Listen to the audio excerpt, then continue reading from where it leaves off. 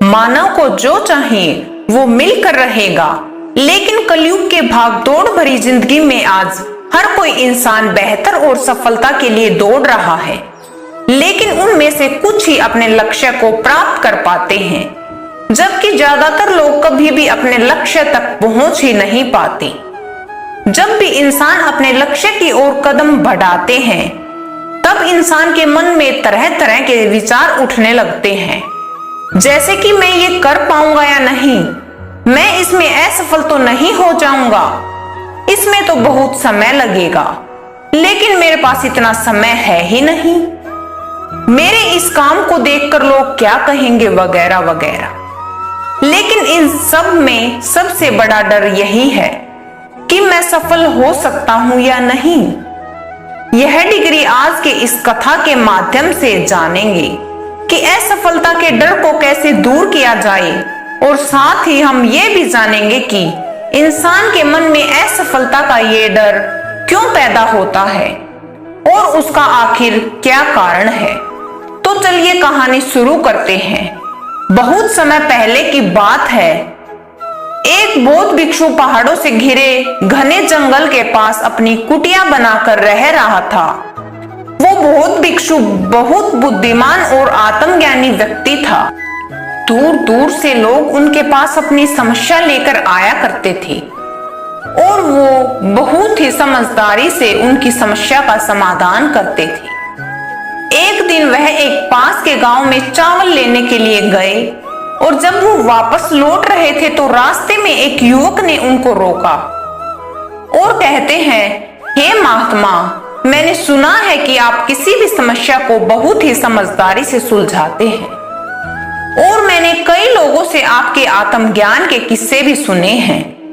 इसलिए मैं आपसे कुछ पूछना चाहता हूं कि हमें किसी भी कार्य में असफलता का भय क्यों रहता है और हम बिना डरे किसी भी लक्ष्य को कैसे प्राप्त कर सकते हैं।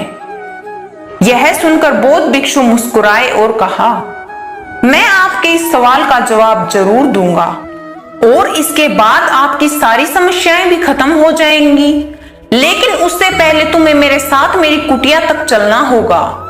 वह युवक उस बुद्ध भिक्षु के आत्मज्ञान की परीक्षा लेना चाहता था और देखना चाहता था कि क्या वो सही में बहुत बड़े आत्मज्ञानी हैं भी या नहीं।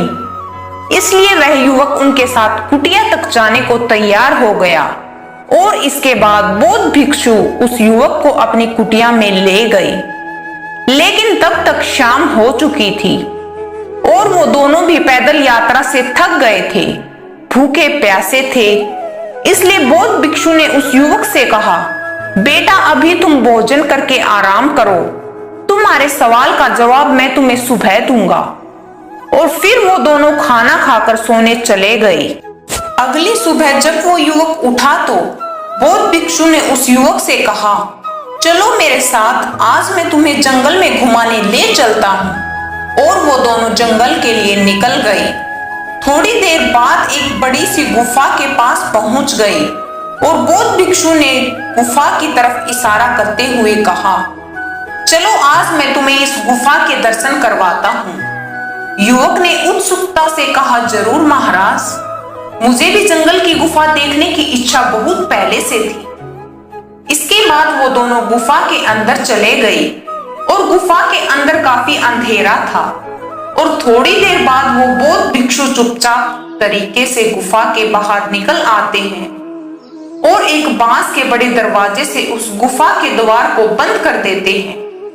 थोड़ी ही देर में उस युवक को एहसास होता है कि वो अकेला है और अंधेरा हो गया है और वो डर से गुफा के अंदर बहुत जोर से चिल्लाने लगता है कि आप कहाँ हैं महात्मा, आप कहाँ चले गए हैं, आप मुझे जवाब क्यों नहीं दे रहे हैं। लेकिन काफी देर तक जब कोई भी जवाब नहीं मिलने पर वो घबरा गए और वापस गुफा के द्वार की ओर भागा। जैसे ही वो गुफा के द्वार पर पहुंचता तो हैरान हो गया कि किसी ने गुफा का दरवाजा बंद कर दिया और वो सोचने लगा कि मैं गुफा के बाहर अब कैसे निकलूंगा। अब वो उस अंधेरी गुफा में बिल्कुल अकेला था बहुत डरा हुआ था और परेशान था। वह सोचने लगा, क्या वह बौद्ध भिक्षु ने उसे मारने की कोई योजना तो नहीं बनाई थी। अब वो गुफा में इधर उधर घूमने लगा और रास्ता खोजता रहा, लेकिन उसे कोई रास्ता नहीं सूझ रहा था और अब उसे बहुत प्यास और भूख भी लगने लगी। इसलिए वो एक जगह चुपचाप बैठ गया और अपने मन को शांत करने की कोशिश करने लगा।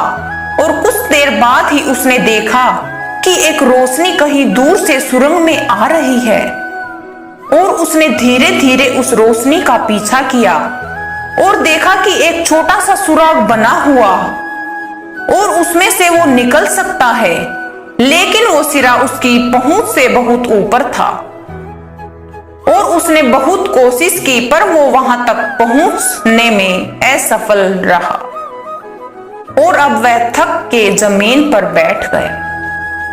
फिर थोड़ी देर बाद उसने पाया कि गुफा के अंदर बहुत से छोटे मोटे पत्थर पड़े हुए हैं और उसको एक उपाय सूझा तो वह फौरन उठ खड़ा हुआ और उसने पत्थरों को इकट्ठा करके अपने लिए पत्थरों की एक सीढ़ी बना ली।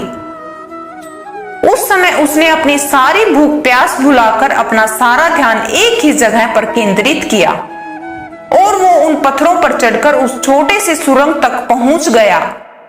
और जैसे ही वह ऊपर चढ़ा, तभी अचानक उसने देखा कि वो बौद्ध भिक्षु भी वहां खड़े थे और उसकी ओर अपना हाथ बढ़ा रहे थे।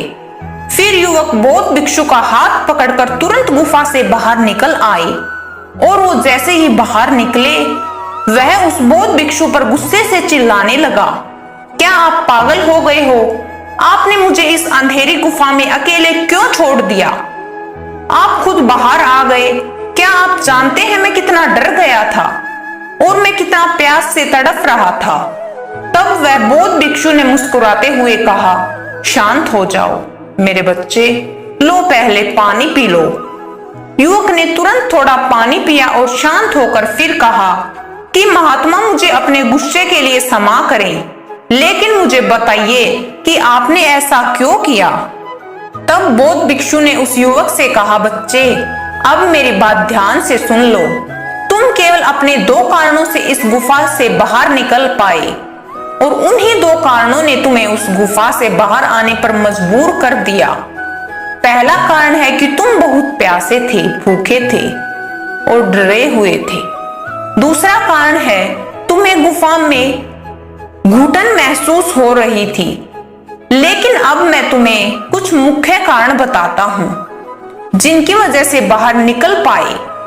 पहला कारण, क्योंकि उस गुफा में कोई और नहीं था जो तुम्हें बता सके कि इस अंधेरे में तुम इतनी ऊंची सुरंग के सिरे तक नहीं पहुंच पाओगे और ये काम तुम्हारे लिए असंभव है। दूसरा कारण यह है कि तुम्हारे साथ वहां कोई नहीं था यह बोलने के लिए कि चलो कोई दूसरा और आसान सा तरीका ढूंढते हैं। मेरे बच्चे, सफलता प्राप्त करने का यही नियम है। मैंने तो बस तुम्हें ये दिखाया है कि सफलता कैसे प्राप्त कर सकते हैं इस छोटी सी परीक्षा से, लेकिन वास्तविक दुनिया इससे भी कहीं मुश्किल और जटिल है। अक्सर हमें सलाह देने के लिए बहुत से लोग मिलते हैं जो खुद कुछ नहीं कर पाए हैं जीवन में, लेकिन हमें ज्ञान बहुत देंगे कि ऐसा मत करो, ये बहुत कठिन है, तुमसे ना हो पाएगा। इससे अच्छा है कि तुम कुछ आसान काम करो तो उसमें तुम अवश्य सफलता मिलेगी। और इस तरह से हमारा मन भटकने लगता है और हम खुद पर रोक करने लगते हैं। फिर वह सफलता प्राप्त एक लंबी यात्रा के समान लगता है, लेकिन वही हमारा दिमाग घंटे घंटे भर घूमता रहता है।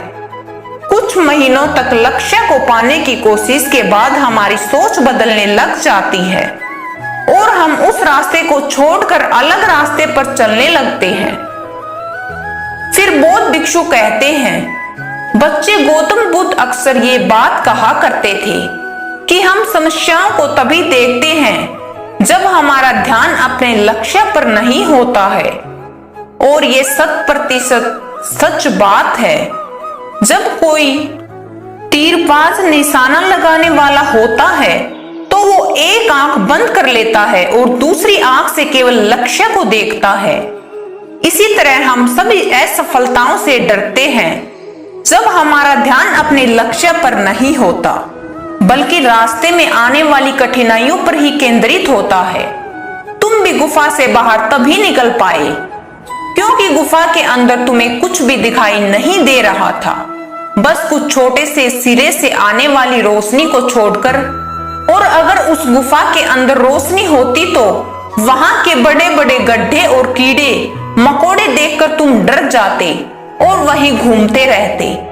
इसलिए तुम सारा ध्यान अपने लक्ष्य पर ही लगाओ और इस बात पर ध्यान देना बंद करो कि आसपास क्या हो रहा है और लोग क्या कह रहे हैं, आपके दोस्त और रिश्तेदार क्या कर रहे हैं, वो तुम्हारे बारे में क्या सोच रहे हैं। ये सब देखना बंद करो और अपने काम में ध्यान दो और अपने काम से काम रखो। फिर देखना जब एक दिन तुम्हारा समय आएगा तो लोग खड़े होकर तुम्हारे लिए तालियां बजाएंगे। और ये कहकर बौद्ध भिक्षु चुप हो जाता है और फिर कुछ देर बाद युवक बौद्ध भिक्षु से कहता है, हे महात्मा, आपने आज मेरी आंखें खोल दी। मैं अब आपकी हर बात में ज्ञान को देख सकता हूँ। आप सच में बहुत समझदार और आत्मज्ञानी हैं। इसलिए आपकी बुद्धि का भी सभी सम्मान करते हैं और मैं आपसे वादा करता हूँ कि आज से मेरे मन में कभी भी असफलता का डर नहीं रहेगा। मैं केवल अपने काम पर ध्यान दूंगा और जल्द ही मैं खुद को सफल इंसान के रूप में इस दुनिया को दिखाऊंगा। यह कहकर लड़के को बौद्ध भिक्षु से धन्यवाद दिया और अपने गांव वापस चला गया। आज के लिए बस इतना ही। अगर ये वीडियो आपके जीवन में बदलाव लाती है तो एक कमेंट जरूर करिए।